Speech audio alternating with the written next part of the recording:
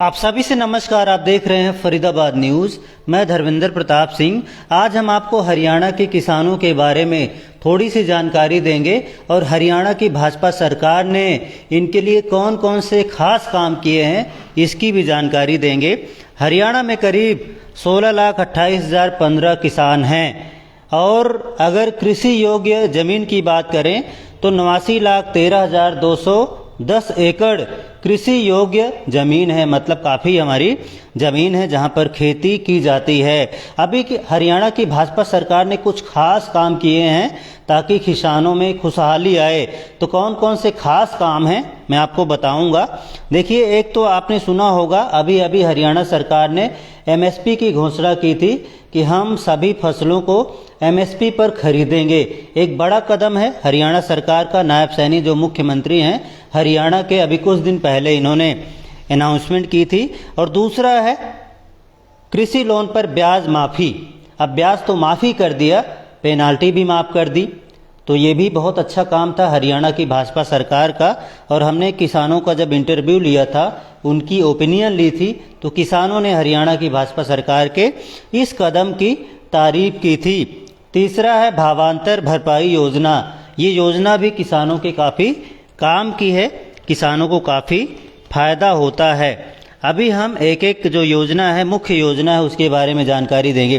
देखिए, जो लोन माफ़ी है, कृषि लोन पर जो ब्याज माफ़ किया था, पेनाल्टी माफ़ की थी, 4 अगस्त 2024 को हरियाणा के मुख्यमंत्री नायब सैनी ने अनाउंसमेंट की थी कि कृषि लोन पर ब्याज और पेनाल्टी को माफ़ कर दिया गया है। करीब 133 करोड़ रुपए का लाभ किसानों को मिला था। अगर ईयरली बात करें तो 54 करोड़ रुपए सालाना किसानों को लाभ मिलेगा। अभी एमएसपी की बात कर लेते हैं। देखिए, सीएम नायब सैनी ने हरियाणा के सभी किसानों के लिए खुशखबरी दी थी कि सभी फसलों को एमएसपी पर खरीदा जाएगा।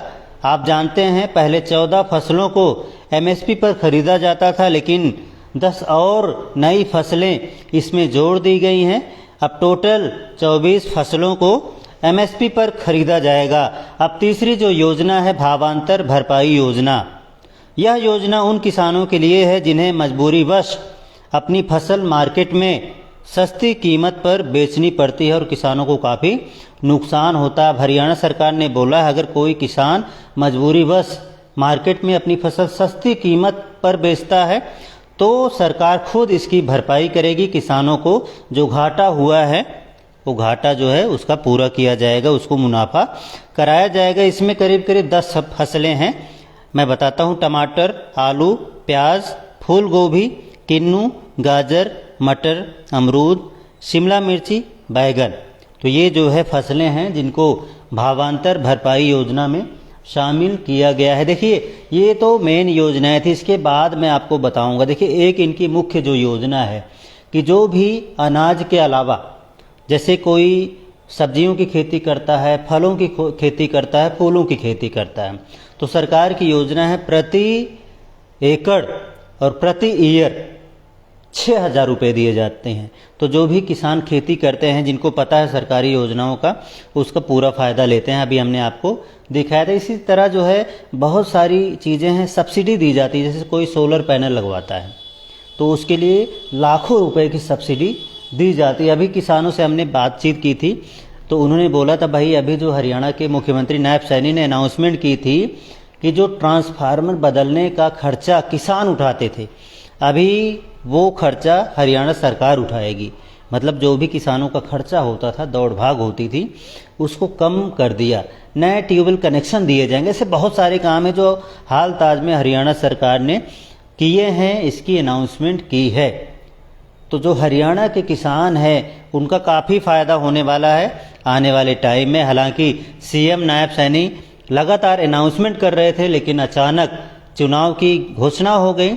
अभी 1 अक्टूबर को चुनाव होंगे, 4 अक्टूबर को नतीजे आएंगे। लेकिन जो हरियाणा के भाजपा प्रदेश अध्यक्ष हैं मोहनलाल बड़ोली, उन्होंने चुनाव आयोग को लिखा है भैया चुनाव की तारीखें बदल दो, क्योंकि 1 अक्टूबर के आसपास आगे पीछे लगातार 5 छुट्टियां हैं।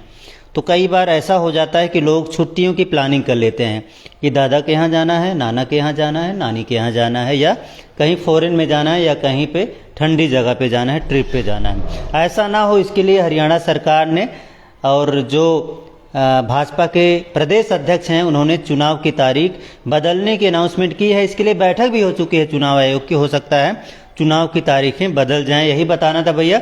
फरीदाबाद न्यूज़ से धर्मेंद्र प्रताप सिंह, नमस्कार।